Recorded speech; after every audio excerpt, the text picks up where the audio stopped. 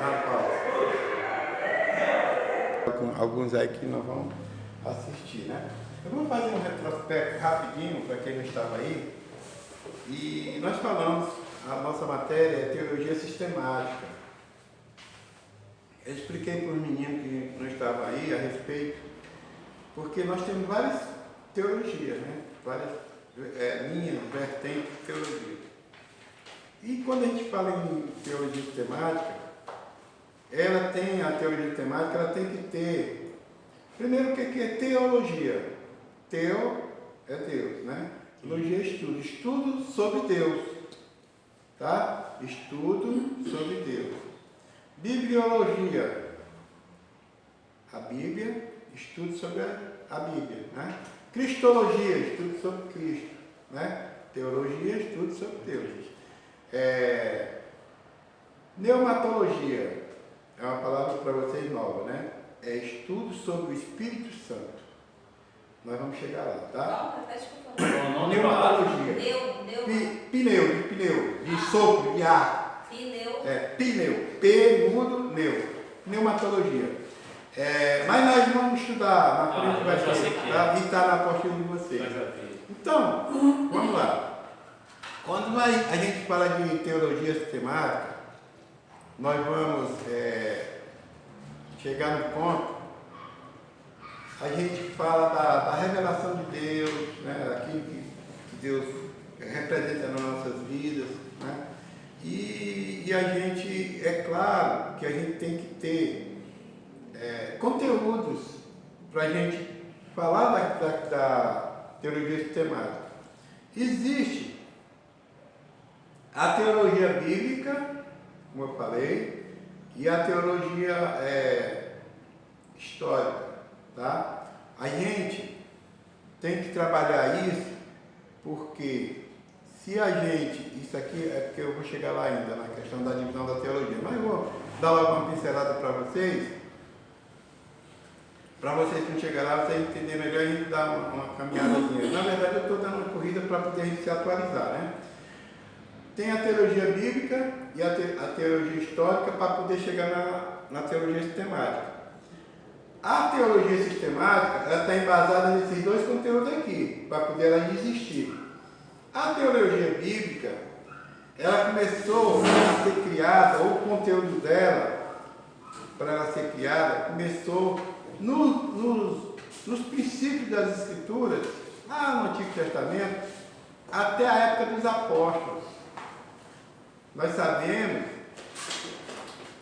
que o último profeta foi João Batista, né? O último profeta do Antigo Testamento, entre o último profeta do Antigo Testamento e João Batista, que chegou para anunciar Jesus, houve o silêncio de Deus, que a gente chama. Foram 400 anos sem ter nada escrito. E aí, durante esses 400 anos, existem alguns livros, chamados livros apócrifos, que eles não foram aprovados no cânon. Nós vamos falar de cânon também depois, para poder fazer parte da Bíblia, né? E esses 400 anos, entre Malaquias, que foi o último profeta do Antigo Testamento, e o profeta do Novo Testamento, que foi João Batista, que chega anunciando Jesus, né? O último profeta que a Bíblia anuncia é João Batista. Exatamente na época dos apóstolos. Quando João Batista chegou, Jesus estava começando o ministério dele. Ele chegou, anunciou Jesus, batizou Jesus. Ali a gente vê a Santíssima Trindade presente. O Filho sendo batizado, né? O Deus Espírito Santo descendo em forma corpórea sobre o Filho, o Espírito Santo, né? E o Pai das nuvens fala: este é meu Filho amado. Não é um filho qualquer não, é um filho amado, em quem me comprazo, em quem tem uma alegria, em quem tem um prazer. A pessoa, Jesus chegar assim e falar: Machado, você é um filho amado em quem tem prazer. Minha irmã, você é um filho amado em quem Jesus tem prazer. A gente precisa lutar por isso. E a gente sabe que o maligno é terrível, né? Depois daquele batismo, a Santíssima Trindade presente, a Bíblia diz que Jesus foi conduzido para o deserto, depois do batismo. Conduzido pelo Espírito Santo, para ser tentado e viveu entre as feras, mas os anjos estavam cuidando dele. O Espírito Santo de Deus estava com ele todo o tempo. E depois de 40 dias, a Bíblia diz lá em Lucas que Jesus teve fome. Não diz que Jesus teve sede, diz que ele teve fome. Subtende-se que ele se alimentou de líquido, né? E eu tenho até um devocional que eu falo sobre essas questões de jejum, e uma orientação é essa: a gente não se abster de líquido por mais de 12 horas, se estiver em jejum, fazendo jejum.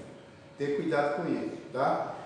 E aí Jesus é tentado, mas ele responde tudo da luz da Bíblia, as 3 últimas tentações.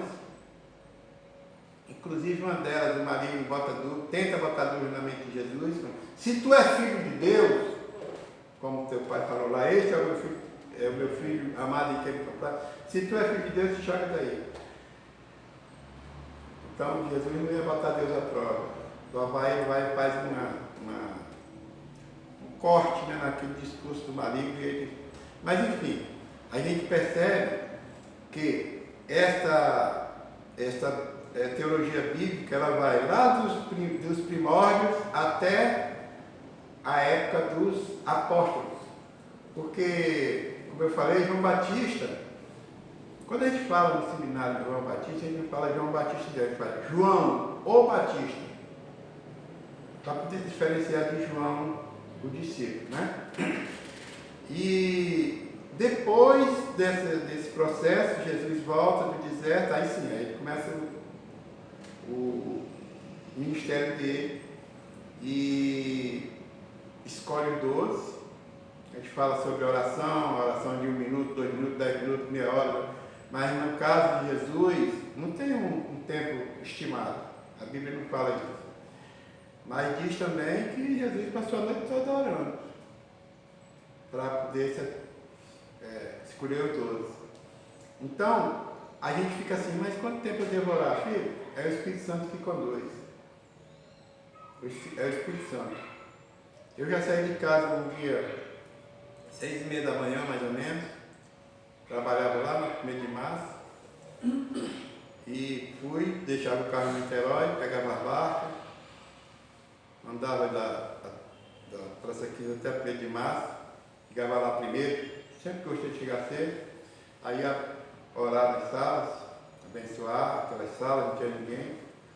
Quando eu estava orando nas salas, foi que eu me dei conta que eu saí de casa orando e estava ali orando ainda.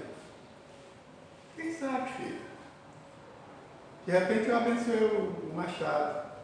Eu vinha andando assim, vinha aquele povo passando por mim, saindo da barca e eu entrando, e eu olhava assim, meu Deus, abençoe esse aí que está com a camisa preta e branca e tal, abençoe aquela ali, abençoe.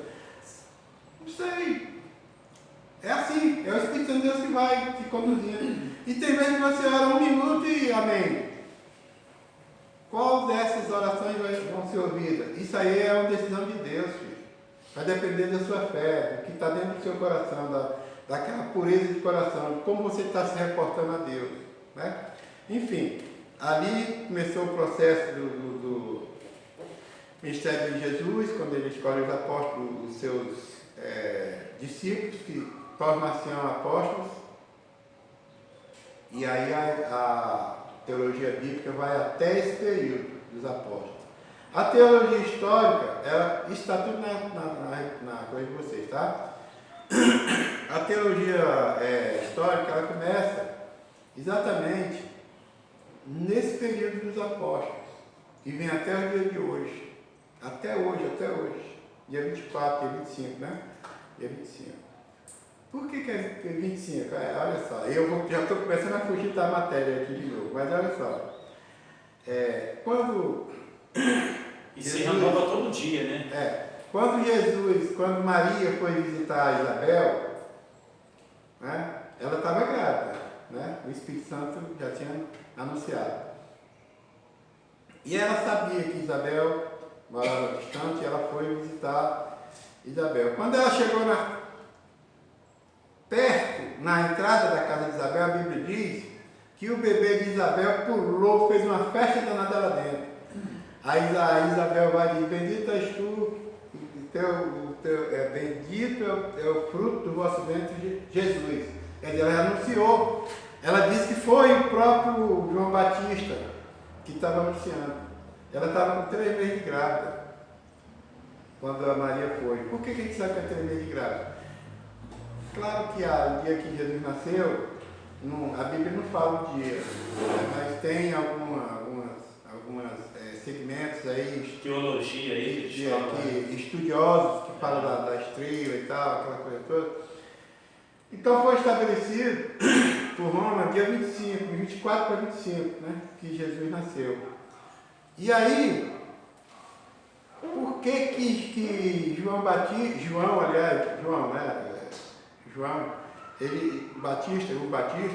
é comemorado no dia 24 de junho? Por causa desses 6 meses de diferença. Dos 3 meses que Maria estava engravidou agora, chegou lá, a Isabel estava com 3 meses de grávida, aí 6 meses depois. Então foi trazido 6 meses antes para João Batista e 24 de dezembro Jesus Cristo, né? Só para vocês entenderem como é que é esse processo. Mas isso aí tudo vem de, vamos dizer assim, é do homem, não da Bíblia, porque a gente comemora e é legal, é claro que comemorar, não tem nada de errado nisso. João Batista, Jesus e tal. Mas só para vocês entenderem o fato histórico, nós estamos falando de teologia histórica, né? Agora, enfim, a teologia histórica ela vai da época dos apóstolos até hoje, incluindo a história da igreja. Claro que a igreja, pastor, então antes tinha sinagogas, que isso aí foi uma questão de cultural, que o povo de Israel trouxe de outros povos, na época que eles foram capturados, perderam a guerra, e naquela época eles pegavam o povo e levavam para outro local para servir de escravo, enfim. E lá tinha sinagogas, aí eles trouxeram, mas o fato é que hoje a gente fala, senão Jesus tinha falado sobre sinagoga, assim, estabelecendo a igreja como sinagoga, né? Ele fala, por exemplo, com Pedro, sobre ti e sobre essa pedra edificaria a minha igreja. Ele fala, edificaria a minha sinagoga. Então, igreja. Igreja, que Jesus fala, a gente tem que ter cuidado também para a gente saber diferenciar a igreja espaço físico e a igreja nós. Né? Nós somos a igreja universal, né? A igreja universal não é a igreja do Bispo Macedo. Todas as igrejas do mundo se juntam e são somadas, chama-se Igreja Universal, que a gente chama de igreja militante.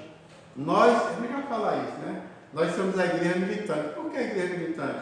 Porque nós estamos fazendo o vídeo de Jesus, nós estamos trabalhando. Militante é ativa, está trabalhando. Quando nós formos recolhidos para a glória, aí nós vamos fazer parte de outra igreja. A igreja triunfante. Vamos triunfar com Jesus, pelos séculos dos séculos. A igreja triunfante só vai triunfar se ela for uma igreja militante, como nós estamos sendo. Então, às vezes a gente fala igreja universal, mas eu falei isso porque vocês vão ler em algumas literaturas isso que eu estou falando. Às vezes chamam igreja invisível, eu também acho um pouco meio... Então, igreja militante fica melhor para nós, né? Nós estamos ativos, né? E aí sim, aí nós temos a teologia bíblica, a teologia histórica, e agora nós vamos para a teologia sistemática. O que acontece? O Antigo e o Novo Testamento, nós vamos falar daqui a pouco sobre isso também, ele é claro, é composto de 66 livros, né? A Bíblia evangélica, a Bíblia católica já tem mais 7 livros, tem mais livros, né? Mas nós vamos nos embasar por aqui, mas não custa nada. Eu tenho uma Bíblia católica em casa, que eu ganhei de presente, e eu tenho ela guardada, qual é o problema? Né? De ter alguns outros fundamentos até que somam também, mas não vamos se ater a isso. Isso aí não é problema nenhum. E o que acontece? Eles pegam todo esse conteúdo da Bíblia, da teologia bíblica e da teologia histórica, e aí o que eu vou fazer com esse material? Vamos construir uma teologia que tenha pastinhas, como nós hoje, todo mundo tem, que tem seu computador, que faz seu curso acadêmico e tal, tem as suas pastinhas. Né? Aqui, por exemplo, é uma pastinha. Isso aqui é outra, de teologia sistemática e de dons e talentos. Pastinhas diferentes. Se eu quiser consultar conteúdo de dons e talentos, eu vou na pastinha certa. Né? Se eu quiser teologia sistemática, eu vou na pastinha certa. Se eu quiser aconselhamento cristão, eu vou na pastinha de... Pronto, eu tenho as pastinhas tudo separadinhas. É tão bom assim, não é? A gente ter as nossas coisas bem organizadas. É isso que a teologia sistemática faz. Ele pega todo o conteúdo da Bíblia, todo o conteúdo, e sistematiza, ou seja, cria pastinhas para ela. Bota a pastinha só para falar de Jesus, a pastinha só para falar de Deus, pastinha só para falar do Espírito Santo, pastinha só para falar de pecado, a pastinha só para falar de salvação, só para falar de anjos, entende? Então a teologia sistemática ela tem esse propósito, pegar o conteúdo da teologia bíblica e da teologia histórica e sistematizar, ou seja, colocar nas pastinhas separadas os assuntos. Fica mais fácil de você ter acesso, de você trabalhar. Porque a Bíblia todinha aponta para Jesus, desde o Antigo Testamento. Tá? Toda ela aponta para Jesus. Só que esses conteúdos, tudo apontando para Jesus, ali fala do Espírito Santo, fala do pecado, fala da salvação, fala de Deus, fala, aí vai. É isso que ela faz, tá? Então, o que é teologia sistemática? É a teologia embasada, tendo como base os conteúdos da teologia bíblica, que foi do início dos escritos até os apóstolos, e também conteúdo da teologia histórica, que vai dos apóstolos até o dia de hoje, e ela sistematiza, ela coloca os assuntos separados uns dos outros. Deu para entender? Sim. Né? Depois nós temos outra teologia, que é a teologia prática. Teologia da Bíblia, teologia histórica, teologia sistemática, teologia prática. O que é essa teologia prática? É isso que nós estamos fazendo aqui. É praticar, ou pôr em prática todo esse conhecimento que nós estamos adquirindo. Tá? Aí ela vem de forma diversificada, né? Porque tem a teologia prática dentro do meio batista, a teologia prática dentro do meio católico, a teologia prática dentro do meio, enfim, de várias denominações. Né? Então, é isso, são esses 3 tipos de teologia. Deu para ficar bem claro aí na de vocês, para pelo menos entender. Que eu acho bonita essa palavra, teologia sistemática, eu acho bonita. Eu acho que vou botar o nome do próximo neto de teologia sistemática. Pois é. Se minha filha escutar isso, não pai, para com isso. Mas é bonito. Eu estou falando que é bonito porque é a minha matéria, né? Temática. Mas enfim, gente, vocês já viram que eu tenho uma dificuldade enorme de correr na matéria, né? Que eu parei, eu vou explicando e tenho vontade de passar mais as coisas para vocês, e é assim que eu tenho trabalhado. Tá? Mas o fato é que eu falei do objetivo da relação da teologia com a religião, vamos lá. Relação da teologia com a religião, é o terceiro ponto. Gente, olha só. A teologia, ela está embasada, conforme eu falei, em todos esses conteúdos. Vocês sabem, todos nós sabemos, e a Bíblia explica, que os nossos primeiros pais pecaram, né? Pecaram. Falar em pecado é uma coisa terrível. Aonde nasceu o pecado? Vamos lá. Aonde nasceu o pecado? É claro que é outro assunto, mas... Começou na Adão e Eva. O pecado, que as pessoas perguntam mesmo. Onde nasceu o pecado? O pecado... Tem lógica o cara dizer que o pecado nasceu no céu?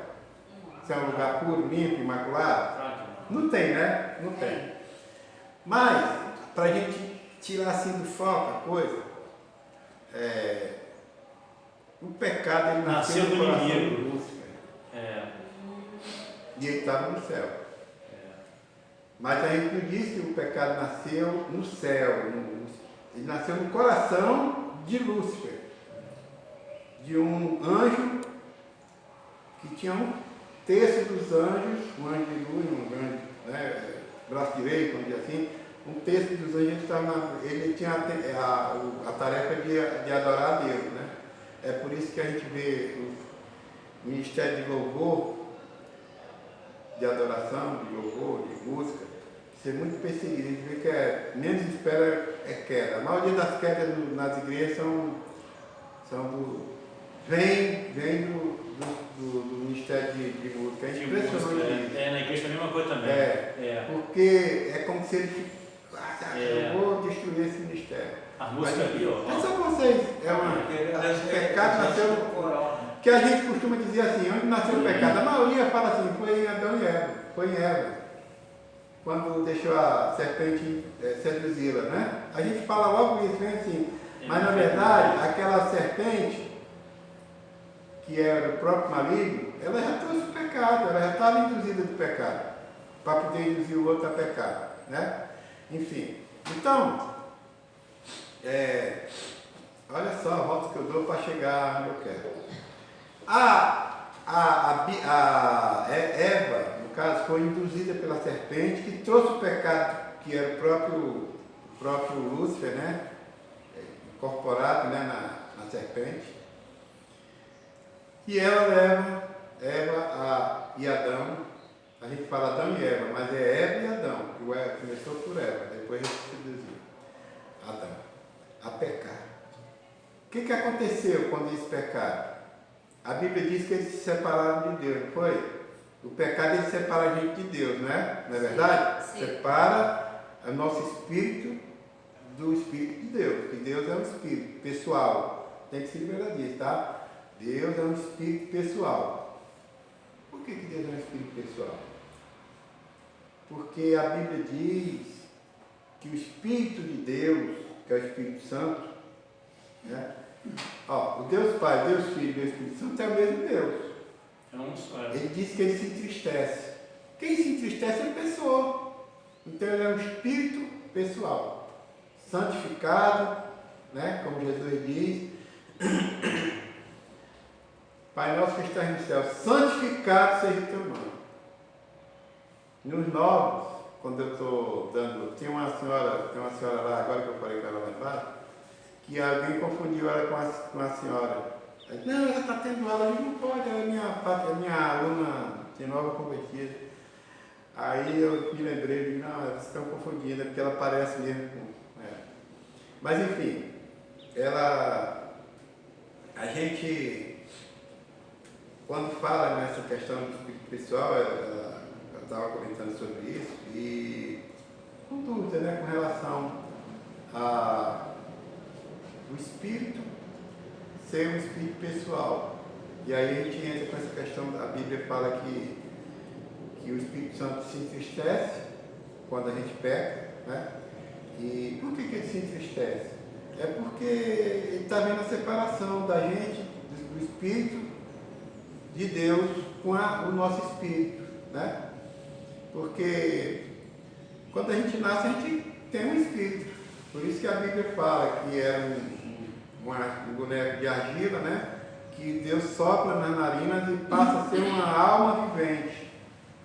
Alma significa o nosso eu. Por isso é que A gente tem a alma, o espírito e o corpo. Tem pessoas que... E a Bíblia fala sobre isso, né? Porque a palavra é mais penetrante, é tão penetrante que vai na medula, onde fica a separação da alma e do espírito. Então tem a alma, que é o nosso eu, o espírito, que é Deus que coloca em nós, quando a gente nasce, né? Recebe esse fôlego da vida, que é o espírito, e o corpo, que é o nosso lado fisiológico. Depois, quando a gente aceita Jesus, aí sim a gente recebe o Espírito de Deus, o Espírito Santo, no caso, o Espírito Santo. Mas todos nós temos um Espírito, que pode ser um Espírito como criatura de Deus, ou o Espírito como Filho de Deus. A gente saber separar isso é bom, tá? Você me dá licença, posso falar? Pode ser? Sim. Por que a gente fala assim, quando a gente peca contra o Espírito Santo não tem perdão? Pecado. Quando? Peca contra o Espírito Santo. Quando a gente blasfema, né? Blasfema do Espírito isso, Santo. A Bíblia diz. Qual o sentido disso? Jesus fala. Aquilo ali, filho, é quando... Toda vez que a gente duvida do poder do Espírito Santo, tá? Toda vez que você duvida do poder do Espírito Santo, você está blasfemando dele. Foi o que fizeram. Porque quando Jesus curou... quando Jesus curou dos porcos, foi? A pessoa. Isso. Aí, foi no templo. Ele curou um coxo. E aí os fariseus foram lá e disseram, tá vendo, ele não pode curar dia de sábado, porque ele está começando aquela coisa toda. Está blasfemando. Aí um outro disse assim, ele tem o poder do maligno, da coisa ruim, ele tem o poder. Ele está curando com o poder de Zebul. Aí ele vai, Jesus diz para eles que eles estão duvidando do poder do Espírito Santo. Porque, na verdade, não era o Jesus que estava curando. O Espírito Santo. Né? Mas ele estava curando, ele era um homem. Jesus tinha duas naturezas, divina e humana. A natureza humana dele não tinha poder para curar. Não tinha que curar isso. Mas a natureza divina dele tinha. Então o Espírito Santo é que estava curando. Aí ele diz, vocês estão blasfemando. E aí ele diz lá na frente que o único pecado que o Deus Pai não perdoa é a blasfêmia ao Espírito Santo. Blasfemar ao Espírito Santo é você duvidar do poder do Espírito Santo sobre a nossa vida. Entendeu? Você duvidar, tipo assim, eu vou construir, colocar essa lâmpada ali pelo poder do machado. Eu estou atribuindo ao machado o poder acima do poder do Espírito Santo. Porque eu só vou botar aquilo aí se o Espírito Santo me permitir. Então, às vezes eu sou um cara alto, como o meu genro Edivan, talvez o machado até alcance, de trocar a lâmpada sem precisar de escada. Né? Aí, troca agora, meu irmão, para você. Troca não, cara. Só se o Espírito Santo me permitir. Então, tudo bem. Então, o Senhor está fazendo uma cura em nome de Jesus. Aí o Senhor está fazendo aquela cura e o irmão fica curado. Aí eu vou no meu pensamento, eu falo, Satanás está curando lá. Isso é blasfêmia. É blasfêmia. Até mesmo, irmão, se assim, a irmã orou por ela e ela se curou. Aí eu estou atribuindo, claro, a oração da irmã com fé. Isso. Mas o Espírito Santo que usou aquela ferramenta para curar ela. Tá? Então, aonde eu quero chegar nessa questão de Eva, de ser induzida pela serpente? Quando há essa separação do Espírito de Deus, do nosso espírito, com o espírito do homem, é a morte espiritual, né? Então, houve uma morte espiritual de Adão e Eva. Pronto. E aí, ficou para sempre? Não. Por quê? Porque foi criada a religião. Aí é que eu digo, por isso que eu falei, relação da teologia com a religião. O que significa religião? Religião, meu irmão, obrigado, Deus abençoe. O que significa, rapaz, eu sou abençoado, viu? No culto de oração, no jardim de oração, os irmãos pegavam para mim também, viu? Ontem na vigília foi a mesma coisa. Daqui a pouco, tem um irmão que pegou água 2 vezes. E é bem. Mas enfim, o que significa? Isso que eu estou falando para vocês, a maioria está na porteira, tá?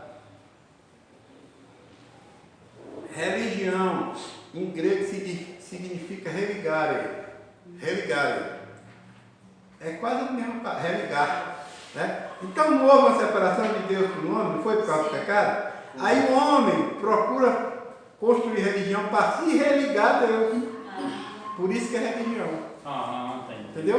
Olha a volta que eu dei para chegar nisso. Precisava? Precisava, né? Não, precisava para poder entender, para chegar ao fundamento do senhor quer, para a gente entender. O senhor fala direto, talvez não. Mas aí o nosso intuito é vocês saírem, né, mais embasados.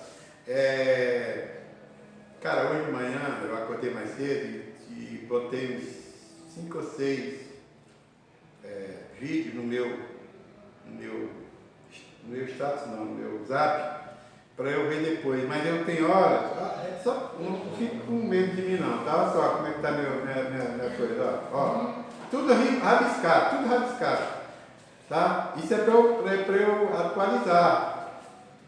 É porque eu vou lendo e o que eu tiver eu vou rabiscando. Façam isso que é bom para vocês gravar na mente, tá? Tá no caderno aqui, ó, tá bem cheinho, ó, caderno aqui. Isso aqui, olha só. E se olhar aqui dentro também tem, só para vocês terem noção. Aí eu acho que ainda é pouco, ainda boto vídeos pequenos, né, de 10 minutos por aí, para depois eu ouvir e fazer alguns registros.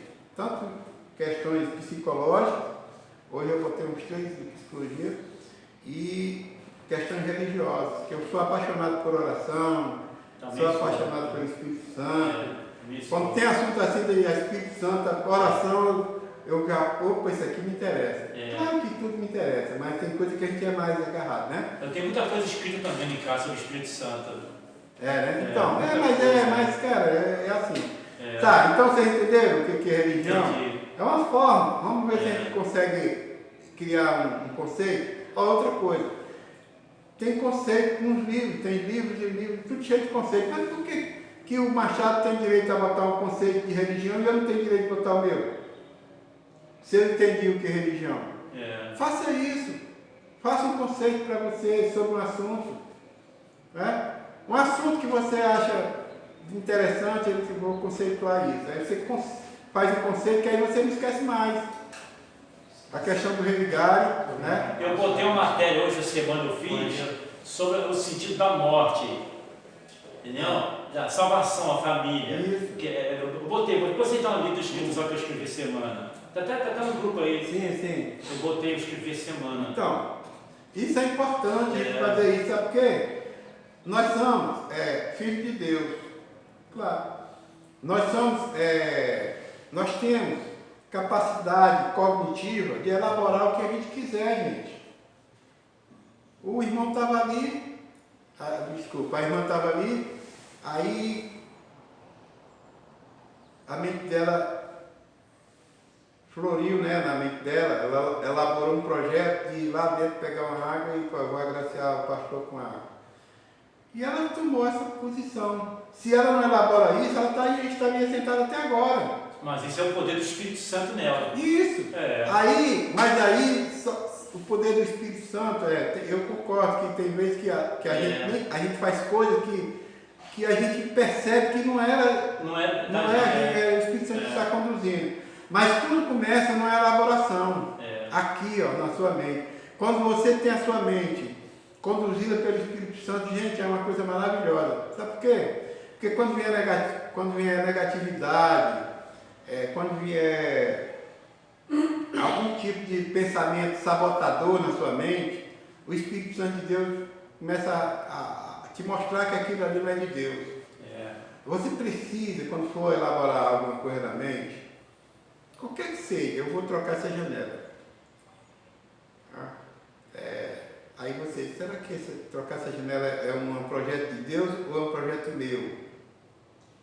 Né? Aí você diz, digamos, vou aqui, vocês me permitem, eu com essa malícia na mente, mas não é só para vocês entenderem. Digamos que aqui moram 3 rapazes, né? E aqui embaixo tem uma casa que tem 5, 6 moças lá e tem uma piscina. Aí eles elaboram, botar uma janela aqui para as moças de biquíni. Não pode acontecer isso? Pode, né? pode. Esse projeto é de Deus ou é do maligno? É maligno, de Deus não é. Você entende onde eu quero chegar? É isso, gente. Sabe o que acontece? Alguém pode insinuar que não, que tem que ter ventilação e tal. O cara tá bom.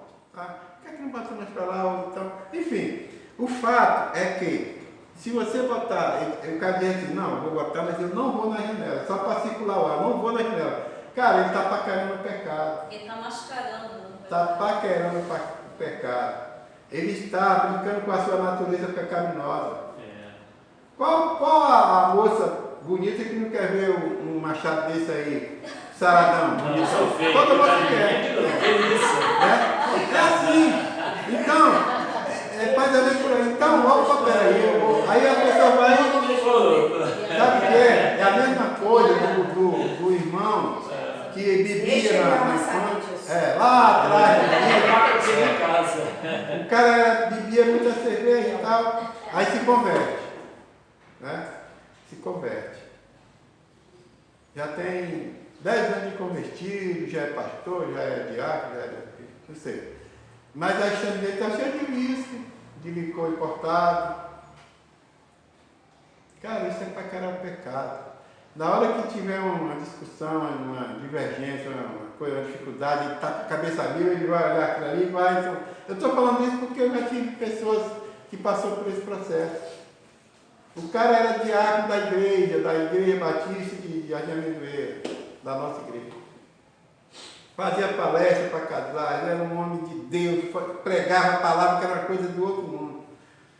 Mas um dia ele ganhou uma garrafa de vinho, segundo o maligno que deu para ele, disse, olha, esse vinho aí lá não sei de onde, uma garrafa dessa, cuidado que ela custa mais de R$500. Isso é um troféu. E um dia ele teve uma dificuldade, arranharam o carro dele na rua, ele foi tomar satisfação, o cara disse, arranhei e arranho. Se deixar lá fora eu arranho. Ele achou que ele foi desafiado, foi lá dentro, pegou a garrafa, tomou todinha para ter coragem, e foi lá. Resumindo, hoje ele é cracudo. Meu Deus. Gente, cuidado com a natureza pecaminosa. Não paquere o pecado. Esse negócio de celular, de tablet, computador, cuidado. Comprou, sexta-feira a minha neta chegou lá em casa com um celular novo. Olha que legal, a minha esposa foi, olhou, me chamou logo, aí eu estava com uma filha minha lá também. Vem cá, botei uma mão em cima e consagrando o celular dela. Comprou uma camisa, um calçado, uma roupa, consagre. Você não sabe por onde aquilo passou, nem de onde aquilo vem. Consagre. Eu vou ali no mercado, compro um arroz, um feijão, um negócio, eu chego em casa, boto em cima da mesa. Dona Maria Melode vai logo consagrando. Eu também faço isso também. Entendeu? Consagre. Sabe? Porque a gente, às vezes, a gente fica exposto. Quando você abrir o seu celular, que tiver algum tipo de coisa picante, o Espírito Santo diz assim, ó, ele está consagrado. Você vai ver isso nesse aparelho consagrado a mim. Aí é aquela pancada que você recebe, né? Aí você tem coisa mais importante a fazer do que isso. Porque a mercadoria que você compra já vem contaminada. Isso que ele fala ali, né? Tem que você ter botar cuidado. hora. Tá? Tem que ter cuidado. Vamos lá, caminhar um pouquinho. Ó, ainda estou revisando, hein? Iluminismo. Gente, olha só, isso é importantíssimo. A teologia sistemática, eu já falei para vocês, o que acontece? Os assuntos pertinentes a Deus, a Jesus, a Bíblia, a pecado, a salvação, estão na apostila, certo? Então vocês podem consultar, ler, anotar e tal, mas é importante vocês saberem essa base, né? Para vocês poderem ter uma forma de vocês caminhar com mais segurança, né? Iluminismo é o seguinte, iluminismo foi um movimento que aconteceu lá no século XVII, XVIII, mais ou menos, tá? Lá na Europa, principalmente na Inglaterra. Está na portinha de vocês isso. Tá.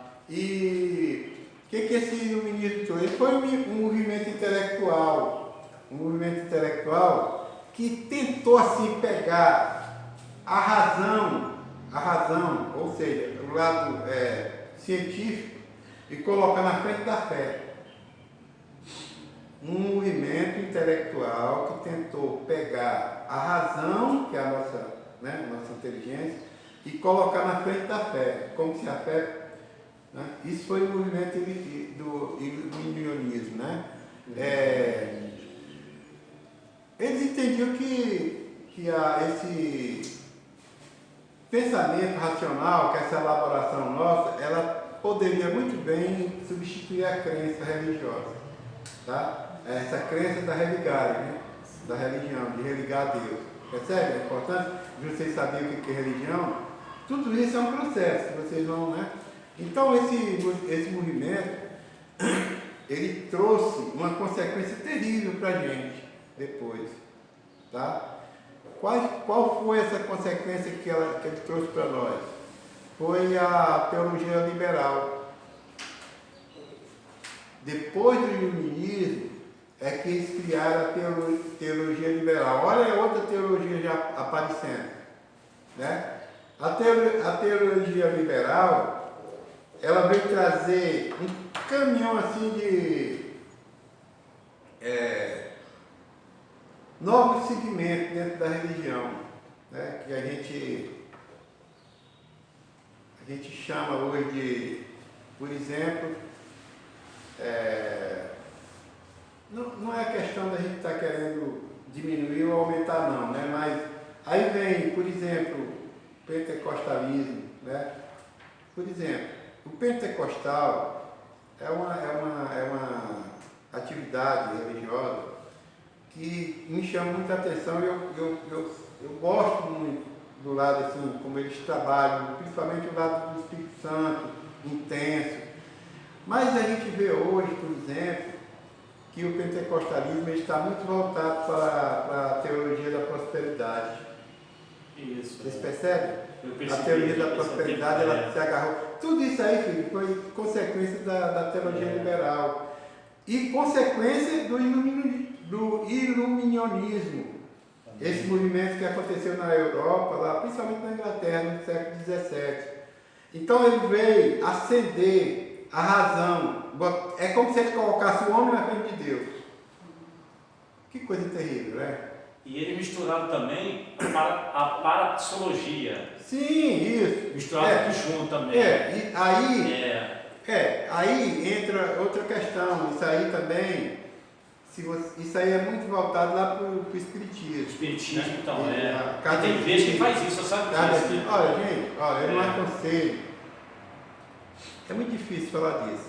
Mas eu como pastor, a gente como líder, estou falando mas nós como líderes, é uma coisa que pode tocar no coração de vocês. Vocês, por exemplo, lerem um livro o Livro dos Espíritos, que é o livro de Allan Kardec, dos Catecismos.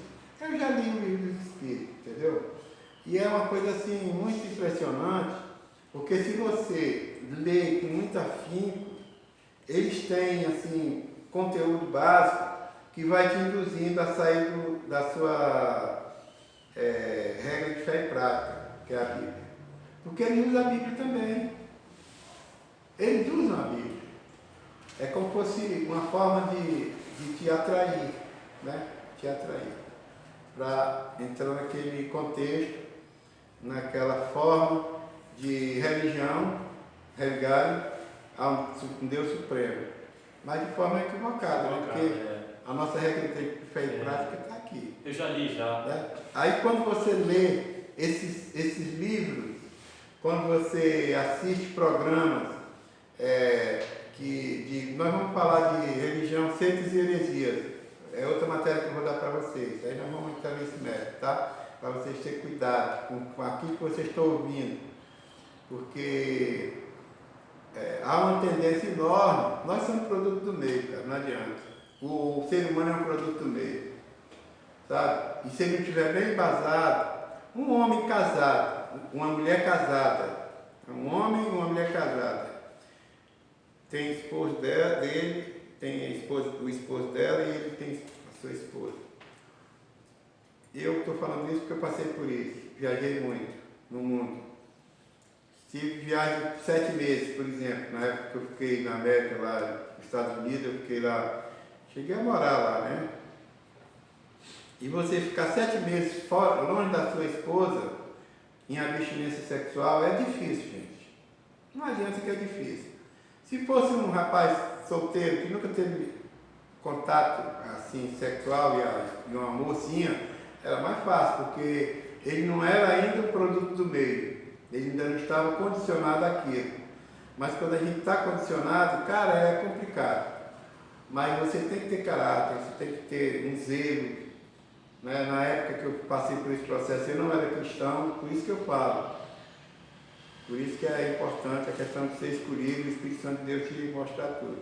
Então, às vezes, a gente tem consciência plena daquilo que a gente serve, daquilo que a gente segue, né? No caráter. E nada tira a gente do foco, cara. Se você estiver embasado disso. Mas nós aqui, ó, chega em casa agora, tem um testemunho de Jeová lá na sua porta, e se você der ouvido, ele vai ter. Cara, ele é preparado para isso, para te induzir. Se você botar na mente que você tem uma regra de fé e prática para se embasar nela, ninguém vai te mudar. Então não vai ser uma mulher fácil lá da rua que vai me convencer. Pô, cara, quando você já está 7 meses fora de casa e tal, e tem uma oportunidade agora, não, filho. Não, eu quero preservar a minha fidelidade. E aí? Sabe? Assim é como um homem, como uma mulher. Eu atendi uma senhora que foi assim, uma moça, né, uma senhora, e ela se perdeu, fazia muita coisa errada, não sei o que, pá, e veio para lá em São Gonçalo, na época que eu atendia lá. E ela ficou com a gente no tratamento, e eu sempre falando de Jesus, sempre falando de Jesus. Um dia ela chegou lá toda feliz, aí, doutor, novidade, aí eu só vi na minha mente, olha só a minha mente, deve ter arrumado um namorado, eu pensando, porque eu tinha falado com ela que ela o namorado tinha deixado ela para lá, e ela sofria muito, foi depressiva para eu atender. Aí, graças a Deus que arrumou um namorado, eu, né? Mas não foi, ela arrumou um namorado sim, mas foi Jesus Cristo. Oh, glória. Ela tinha que entregar a vida dela para Jesus, né? Aí começou o processo.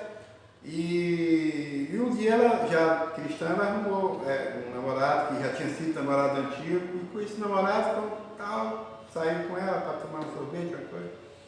E quando de lá foi para casa, ele foi para o lado do motel. Eu, não, motel não. E ele, não, mas a gente ia lá e agora não pode? Não. Meu filho, olha só, botou a mão assim no peito dele e disse, ó, eu estou me guardando com meu marido. Cara, eu levantei da mesa e apertei a mão dela. Fiquei tão feliz naquele dia porque eu vi que houve transformação genuína. Houve transformação. Ela estava perdida e Jesus achou aquela moça. Né? E aí, aquele rapaz que tinha abandonado ela, nunca esqueceu dela, que ele abandonou por indução da família. Sempre mandava algumas fotos e tal. Aí terminou a faculdade dele, com tal, apartamento, comprou apartamento, montou tudo. E no final das contas casou, eles casaram e hoje estão felizes. Mas houve mudança de comportamento dela. Mudança plena. Mudança plena. Assim é no nosso coração. Às vezes a gente tem alguns vestígios antigos que a gente precisa tirar, se limpar, para a gente não se deixar levar por algum tipo de vento contrário. Porque nós somos limitados, gente. Nós somos limitados. E o maligno, olha isso que eu vou falar para vocês, hein? A Bíblia diz que nós precisamos ser mansos como a pomba e prudentes como a serpente. Olha a palavra que ele diz no final. Prudente como a serpente. Prudente é o quê? É uma pessoa que tem cuidado, uma pessoa paciente, uma pessoa cautelosa. A serpente, ela só dá o bote. É difícil a serpente dar um bote errado. Então a gente aprende o que com isso? Que o maligno, ele é paciente. Você vê que a serpente está dormindo ali, quietinha, mas ela está Está se fazendo que está dormindo. Está dormindo. É. Qualquer coisinha, vê o movimento já. Então, o maligno ele é paciente. Se a gente tiver algum tipo de pensamento, ou algum tipo de atitude antiga que ainda nos persegue, tem que ter cuidado, porque o maligno está de olho ao teu redor. Outra coisa que vocês precisam ter cuidado, tem nada a ver com a matéria, mas tudo bem. Livro de Ana, lá em 1 Samuel, no capítulo 1 mesmo, até o 10, no capítulo 10, lá em 10 diz que Ana, no 8 ou 9, por aí, diz que Ana estava orando, o 10 já é o finalzinho, acho que era uns 6, 7, por ali, 8. Ela está orando e só os seus lábios se movimentavam, né? E aí o profeta vai e acha que ela está embriagada. Aí chama a atenção dela, porque diz que ela está embriagada. Na hora dessa, aí ela fala que não, que eu não tomo vinho, não sei o que e tal. O que a gente aprende com isso? A Ana estava orando, e ele não estava ouvindo e estava perto dela. Tem oração que só quem tem que ouvir é Jesus Cristo. É, isso mesmo. Cuidado. Sabe por quê? O maligno está ao redor. Se eu tiver, por exemplo, eu tenho dificuldade, um exemplo, né? Graças a Deus eu não tenho essa dificuldade. Eu tenho dificuldade de manipular dinheiro. Cara, o maligno ele vai fazer de tudo para me botar dentro da tijolaria da igreja. Porque ele sabe qual é o meu ponto fraco, qual é o meu espinho na carne. Eu já falei, Jesus, me ajuda a sair dessa coisa, eu não posso ver dinheiro que eu quero subtrair, meu Deus. Ele está ouvindo, cara. Não é só Jesus que está ouvindo, não. Um tipo de oração dessa, você tem que falar com lábios vírgula, né? Com a mente para ele. E ele sabe que ele escaneia, ele é presciente, ele é onisciente. Ele sabe o que você está pensando. Quando a irmã levantou dali para ir pegar água, qual de nós aqui imaginou que ele ia pegar água? Ninguém. Mas Deus sabia. Então tem oração que você precisa ter cuidado. Tem um livro chamado Porcos na Sala. Porcos na Sala. Se quiserem, tem acesso aí pelo PDF. Vocês estão na idade e na maturidade espiritual de ler esse livro. Tá? É bom, vale a pena. Ensina esse tipo de situação para a gente. Que às vezes entrega de mão beijada as coisas para o maligno. Porque ele é paciente, ele está ali e vê você fazendo a janela aqui que eu dei o exemplo. E ele fica botando na mente desses três rapazes. Aí abre o cara, ó, você tem que morar num lugar bem ventilado, tá vendo? É coisa de Deus. O que é coisa de Deus? É coisa de Deus, coisa nenhuma. Isso é coisa do maligno. Né? De botar, porque tem outros propósitos naquele dia. Não, eu vou botar, mas não vou olhar. Cara, é igual você pegar um celular, um tablet, coisa, e ver uma cena picante e dizer assim, não, eu vou deixar aqui, mas eu não vou clicar ali. Não vá nessa onda, não. Que tu vai clicar. A gente estava comentando sobre isso, sobre a esposa de Potifar, né? Quando deu em cima de José, que ele fez. Também, É isso aí. Se ele fica ali, o que aconteceu com ele? Ia cair, ia perder a bênção. E mesmo ele não caindo com ela, pegou a veste dele e foi parar na prisão por causa dela. Meu irmão, ainda tem mais. Estou fugindo da matéria, mas tudo bem. Olha só. Lá, no Antigo Testamento, Moisés apresentou 10 a lei, né, de Moisés. Não pode roubar, não matar e tal, né? Todos esses mandamentos, eles são voltados para quê? Para o nosso lado comportamental. Não roubar, não matar, né, não adulterar, vai embora. Aí Jesus chega, olha o que Jesus faz. Ele disse que não veio para instituir a lei, não. Aí Jesus chega e diz assim, ô Machado hoje está sendo só. Machado, se você olhar para uma mulher, mas isso para a mulher também, fala, mas o homem é o ser humano. olhar para uma mulher com outras intenções, já está em pecado. Quando quero abrir a porta aqui, a janela, a intenção dele é o quê? As moças. Porque se só tivesse machado do outro lado, 5 machados ali morando de frente, o cara dizia, não, deixa sem janela mesmo. Entendeu? Então, essa questão de pecar, Jesus chegou para nós e disse, gente, o pecado, que até então era só comportamental, agora ele é mental também. Porque tudo começa na elaboração da mente. Então, essas coisas que a gente precisa estar aceso, acordado, atento, né? Vamos correr um pouquinho, senão a gente não para, a gente fica nessa, né? Eu já falei para vocês da questão da divisão da teologia, beleza? Os tipos de teologia, a liberal, olha só, eu vou ler aqui um trechinho rapidinho, só para você ver que coisa terrível que a liberal diz. Eles negam as crenças tradicionais como inspiração da Bíblia, ou até mesmo a concepção virginal. Olha só, eles entendem que esse negócio do Espírito Santo chegar e conceber a Virgem Maria e tal, isso é coisa de invenção, mas está aqui, filho. Eles falam isso, né? A teologia liberal, ela não se vincula a dogmas ou regras. O que são dogmas? Por isso que é importante a gente... Dogmas são leis que são, a gente pode falar assim, de forma grosseira, tá? Dogmas são leis que são, não são mexidas, trocadas, são leis permanentes. Você nunca não muda aquilo, imutáveis, se quiser falar assim. Isso, né? São regras que você não troca, não muda nunca. Né? Tipo assim, o pai de Jesus é o Deus Pai, isso ninguém muda. Né? A minha filha Mônica, que é esposa do pastor Bruno aqui da igreja, alguém nunca vai mudar que eu sou o pai dela. Ela pode até chamar alguém de pai, ou outro de pai, mas jamais vai haver mudança. Isso é um dogma, é uma coisa rígida, uma coisa que não muda nunca. Isso é dogma, tá? Só para vocês entenderem. Então, ela não se vincula a dogmas ou regras, ou seja, não se vincula à palavra de Deus, que é a verdade, né?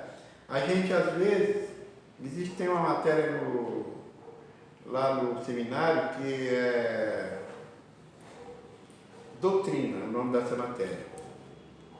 A doutrina, o que é a doutrina? Nós entendemos que a doutrina é uma forma de dogma, uma forma de regra, também imutável. Só que a doutrina já é como se fosse um dogma fragmentado, vamos dizer assim. Então, as leis de Deus, a gente fala, a Bíblia é a palavra de Deus, ela não contém a palavra de Deus. A gente diz que ela é a palavra de Deus, vamos falar disso daqui a pouco. Aí alguém chega para você e diz, essa aqui é a palavra de Deus ou contém a palavra de Deus? Não, ela é a palavra de Deus. Por que ela é a palavra de Deus? Olha só, eu com dúvida de novo. Sabe por quê, filho? Ó, a maioria aqui, talvez só o Gilvan que não sei, talvez também já recebeu carta de alguém ou bilhete de alguém, já? Quando a gente está lendo a carta ou o bilhete dessa pessoa, parece que a gente está ouvindo a pessoa ou vendo a pessoa, não é? Parece que a pessoa está ali presente. Isso. Não é verdade? Quando a gente está lendo a Bíblia, por isso que ela é a palavra de Deus, a gente parece que está ouvindo e vendo Deus falando conosco. Por isso que ela é a palavra de Deus. Tá? Por que ela é a palavra de Deus? Porque parece que está ouvindo Deus e ouvindo a palavra dele. Porque ela foi inspirada por Deus. Ela inspirou o homem para escrever. Foram 40 pessoas que escreveram a palavra de Deus no todo. Tanto o Antigo como o Novo Testamento. O Espírito Santo de Deus inspirou o homem fez os escritos estão aqui na palavra de Deus. Aí o mesmo Espírito Santo de Deus hoje vem para nós e ilumina a nossa mente, para a gente entender o que ele inspirou lá atrás. Por isso é que às vezes a irmã ou o irmão chega e diz assim: pastor, eu estou vendo, mas eu não consigo, se o senhor me chamar, porque na nossa vigília aí, normalmente tem 6 pessoas que trazem a palavra. Como tem os cultos, aí a maioria dos cultos são ministrados pelos pastores, pelos seminaristas e outros irmãos também, né? Então tem muita gente na igreja, a nossa igreja abençoadíssima, cheia de irmãos que pregam a palavra. Aí o que a gente está fazendo? A gente está dando a oportunidade desses irmãos para trazer a palavra nas vigílias, que é uma vez por mês, entendeu?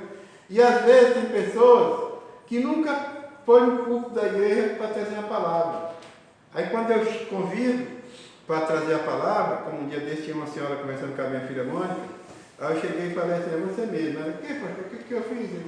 Você está escalado para trazer a palavra na próxima vigília. Eu? É você mesmo. Mas meu Deus, mas eu nunca... Filha, é você, filha. Porque a gente ora primeiro. A gente ora. E Deus mostra. E ela trouxe a palavra. Foi uma bênção. E vocês vão se espantar mais ainda. Porque na semana seguinte, uma igreja, que ela falou qual era a igreja, convidou ela para ela levar uma palavra. E aí, vai explicar isso? Vai entender o negócio? Né? E ela não sabia pregar. Como eu também não sei. Quem prega não sou eu não, filho, e nem ela, é o Espírito Santo. Tá? É assim. Você entrega, às vezes está ali, irmão, vem orar aqui pelos idosos. Ai, eu vou falar. Quando eu for chamado para orar, às vezes eu estou ali, perto do púlpito, pastor, eu ali, vem orar aqui pelo... Aí ele, Espírito Santo, tua vez. Na hora. Mas a gente não pode ter medo, mas tem gente que tem medo. É porque você tem que se entregar, entendeu? E aí a coisa flui, tá? Então, a teologia liberal, ela nega, ela não vincula dogmas e regras.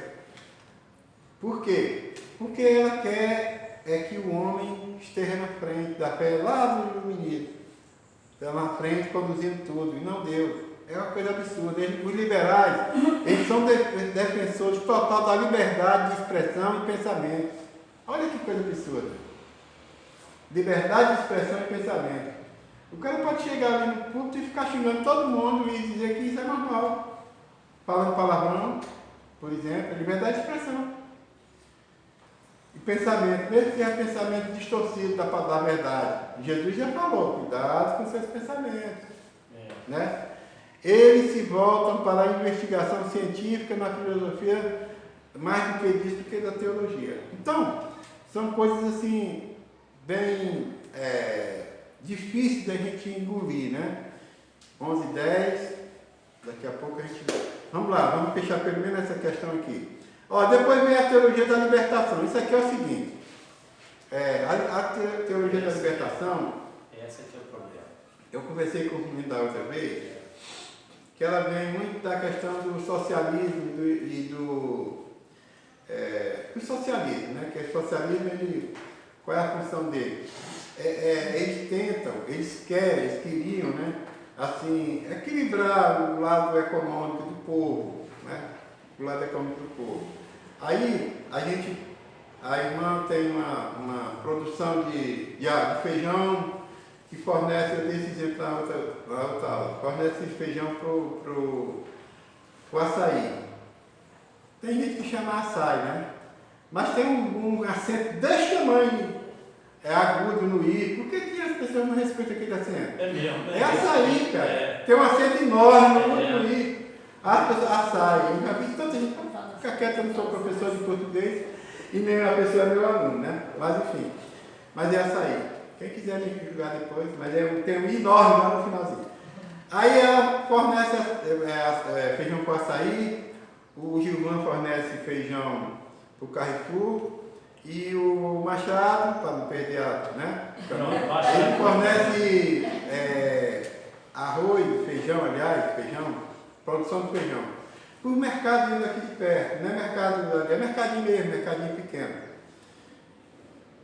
Aí, ela é bilionária, o Gilvan também é bilionário, mas o Machado não é, porque ele tem uma demanda muito pequena em relação a vocês. O que apareceu? Aí apareceu a irmã Carla e diz assim, olha, vamos fazer o seguinte, gente, vamos criar uma cooperativa. Pô, o cara ali não sabe onde botar Ferrari, né? Esse aqui tem uma bicicleta. Vamos equilibrar esse negócio. Pegar toda a produção de todo mundo e todo mundo vai abastecer o Carrefour, o Açaí e os mercadinhos menores. Então todo mundo está no mesmo patamar financeiro. O que for distribuído e arrecadado financeiramente vai ser dividido de forma unitária, porque isso é socialismo. Pô, que ideia brilhante, né? A gente vê assim que é uma coisa bacana. Mas ninguém sabe o que está. Pois é, mas ninguém sabe. É bacana, ela acha que é legal, outra. Mas a irmã Carla, que criou essa ideia, é uma ideia brilhante, mas quem vai gerenciar isso não é ela. É o irmão José, não sei nem quem é o irmão José. E o irmão José é egoísta. Aí ele pega todo esse. Isso eu sei, eu trabalho com isso assim. A irmã teve uma ideia brilhante, pôs em prática, mas aí tem que ter um gerente. Esse gerente vem e começa a distorcer as coisas. É o que aconteceu, né, com a ideia do comunismo. Foi a ideia certa dela, mas a motivação errada do José. Isso, é isso. Aí o que aconteceu? Aí, a teologia da libertação, ela pegou esse viés e trouxe aqui para a América do Sul nos anos 60. Essa teologia é nova. Nos anos 60. Eu não estou aqui falando de política não, até porque eu não tenho nada com política aí. E nos anos 60. E depois, vocês lembram que as pessoas que não conhecem bem falam de golpe de 64, que se você for estudar, na verdade, o comunismo queria tomar o país, queria tomar o Brasil, e os militares, que é uma função dos militares, defender a pátria. Defenderam e não deixaram o comunismo tomar conta da... E aí houve anarquismo e tal. E aí a gente vê, por exemplo, a Dilma, por exemplo, ela explodiu um carro com um capitão e 2 soldados dentro do carro. Explodiu, jogou uma bomba dentro, explodiu, matou tudo. O marido da Dilma, na época, sequestrou a autoridade internacional que vinha para o Brasil, ele pegou o avião e levou para Cuba. Mas eles não falam isso. Então, dizem que os militares foram os golpistas. Como golpistas? Se estavam defendendo o país.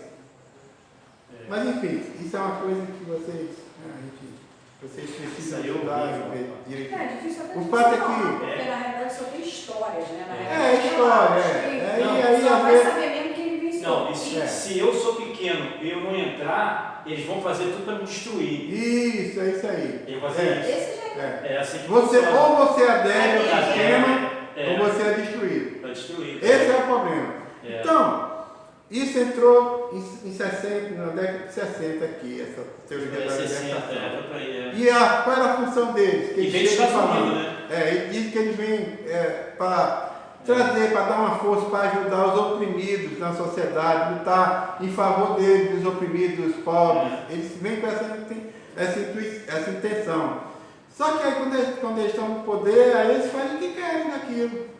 Eles vão desviar para onde eles querem, vão fortalecer o sistema deles. Bota o preço que quer. É, os nossos governantes de hoje em dia. mas Não, isso mas não foi é. que foi que Sou aí o ligado PT com isso. entrou exatamente nesse contexto. Eu não quero entrar em política porque isso aí é curado. Tá? E aí vem a teologia da prosperidade, que vocês já sabem, né? Como é que está aí. Um dia A desse gente eu sabe vi como funciona. na televisão um caminhão assim de toalhinha. Não, pastor, que o povo acredita nisso. Isso que é o problema. Aí o pastor está ali falando, aí agora faz uma fila para receber a bênção. Aí o pessoal ia passando ali e ele pegava aquela toalhinha, botava aqui na testa, jogava aquilo para tirar o suor dele, né? Para as pessoas. A toalhinha pode tirar o suor mesmo. E aí, mas só que essa toalhinha, quando chegava lá na frente, o cara tinha que tirar, eu tinha na carteira e botar depois pela toalhinha. Mas a absurda não está aqui, cara. Isso não está aqui, né? Mas enfim, a gente... Mas a pessoa, quando não tem falta de falta conhecimento, é fácil ser dominada. Assim. Uma criança, a gente consegue manipular ela de tão ingênua que ela é, a gente consegue manipular, porque ela não tem maturidade de conhecimento. Eu vejo que meu marido ele faz parte de um grupo para irmão falar. Então, assim, ele não tem conhecimento, então não adianta eu falar, porque não vai entrar na cabeça dele. E assim, e como ele é ingênuo, como ele é fácil de ser manipulado, entendeu? Em coisas que ele acredita, que ele só Deus para poder... Um dia eu te conto o que aconteceu. E quem está aqui nessa administração é cruel, porque pega as pessoas assim ingênuas, né? E manipula de um jeito a favor deles. Um dia, depois eu conto gente, calma. Por isso que no início eu comentei com vocês sobre o pentecostalismo. Pentecostalismo, esse movimento da teologia da cadê ela? Teologia... Você quer falar agora por último? Não, tem libertação e tem outra teologia que estão lançando agora aí. Outra teologia. Da prosperidade. Prosperidade. Olha só. O que eles acontecem? É um movimento. Aí faz aquele movimento todo, né? E a gente não pode confundir isso, gente. Tem que ter muito cuidado para a gente não botar a pentecostal, confundir com essa. Porque o pentecostal, pessoa que tem, por exemplo, o dom de línguas, por exemplo, né? Dom de línguas. O dom de revelação, discernimento espiritual. Gente, isso está na Bíblia. É um dom que o Espírito Santo de Deus dá para a gente. Tá? Quando se fala em dom de línguas estranhas, isso está errado. Não é língua estranha, é uma língua conhecida. Quando os poderes do alto veio do céu lá em Pentecostes, ali estavam os discípulos de Jesus, e Jesus falou para eles não sair de Jerusalém, que o poder do alto viria. Jesus foi para a glória 50 anos depois, 50 dias depois veio o poder do alto, por isso que chama Pentecostes, tá? 50. E ali tinha vários países, várias nações, várias tribos juntas, né? E tinha etíope, tinha grego, tinha romano, enfim. E de repente, quando o poder do alto chegou e alcançou os discípulos, João, Pedro, Tiago, Bartolomeu, começou a conversar, por exemplo, com Bartolomeu conversando com o etíope. Aí ele dizia, mas esse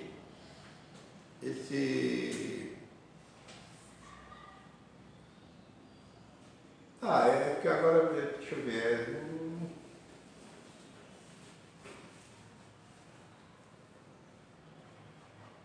eu esqueci agora o nome. Galileu.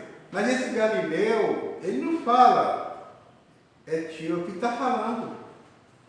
Eu estou me comunicando com ele nunca falou, ele não tem estudo, ele não tem letra, ele não é letrado, como é que ele está falando? Aí o outro, o João, está falando com um romano, o outro já está falando aqui com um grego. Isso aí foi um dom de língua que o Espírito Santo de Deus deu àqueles homens, como ele dá hoje para nós. Só que são línguas conhecidas, mas conhecidas pelo povo, pelaquela nação. Se tivesse um chinês falando aqui, se eu estivesse falando em chinês, você está entendendo o quê? Nada. Né? Mas o chinês é uma língua estranha? É uma língua estranha para vocês, mas não para o chinês. Mas se você tiver um dom de interpretação, você sabe o que está falando. Isso. Aí, por isso é que a Bíblia diz, se não adianta você ter dom de língua, que algum diz estranho, se você não tiver intérprete. Isso tá? mesmo. Então é assim, mas não fiquem assim confundindo essa questão da teologia da prosperidade com o pentecostalismo, não. Eles usam o pentecostalismo como uma máscara, para ir para aquele movimento todo, mas A gente vê que é uma coisa que não está na Bíblia, mas o pentecostalismo está, porque é uma ação do Espírito Santo naquele tipo de denominação, tá? A gente respeitá-los, eu respeito. A irmã chega e diz, pastor, eu queria orar. Pode, filho. Deus mandou te falar isso, tal. Vamos falar. A próxima aula é revelação. A revelação está aqui, ó. Toda a revelação de Deus está aqui. A revelação de Deus está aqui. Se o irmão ou a irmã chega e diz, Deus mandou revelar isso.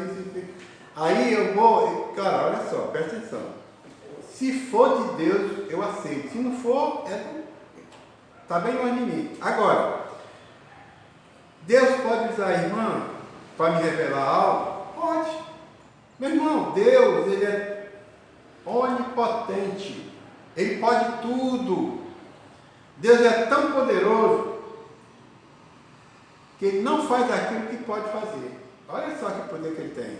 Deus é tão poderoso que não faz aquilo que Ele pode fazer. Vou explicar a vocês um exemplo.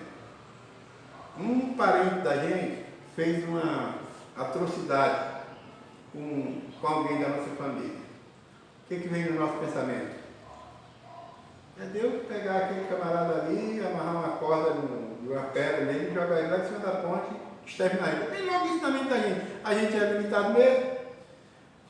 Deus pode fazer isso? Pode, mas Ele não faz.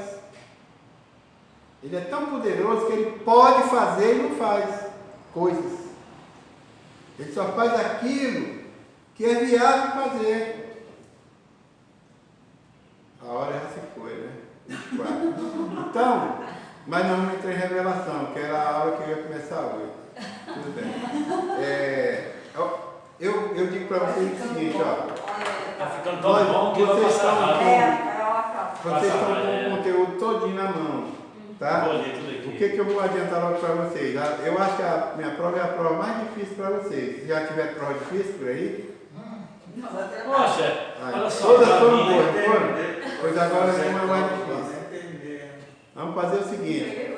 Vê aí na apostila, meu irmão, até onde começa a revelação. Qual é a página? 5. Página 5. 5? Então, a prova de vocês vai ser a primeira prova.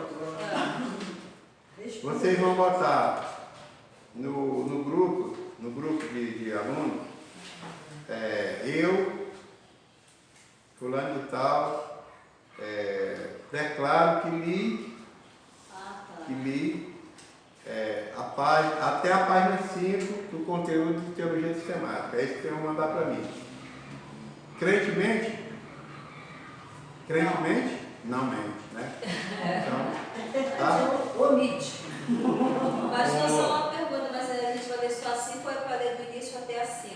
Você vai ler até a página 5. Tá. Tá. Aí é só isso que vocês vão fazer. Isso eu quero que vocês leiam. Tá. Essa apostila é de vocês. Tem uns que fizeram, deixaram no computador e tal. E rabiscar mesmo, botar, escrever o que quiser do lado.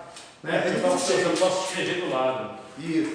E aí, é claro que não vai dar para ver tudo. Não vai dar. Porque eu fui explicando uma coisa, explicando outra. Mas o que eu puder fazer no sentido de ajudar vocês até o dia da última aula, que não vai dar para falar tudo, mas vocês vão ter o material com vocês. Eu quero saber o que é pneumatologia. Vai lá e você vai. Aí depois, se você tiver dúvida, manda para o meu e-mail. Pastor, isso assim, assado, estou pequena dúvida. Aí a gente vai esclarecer.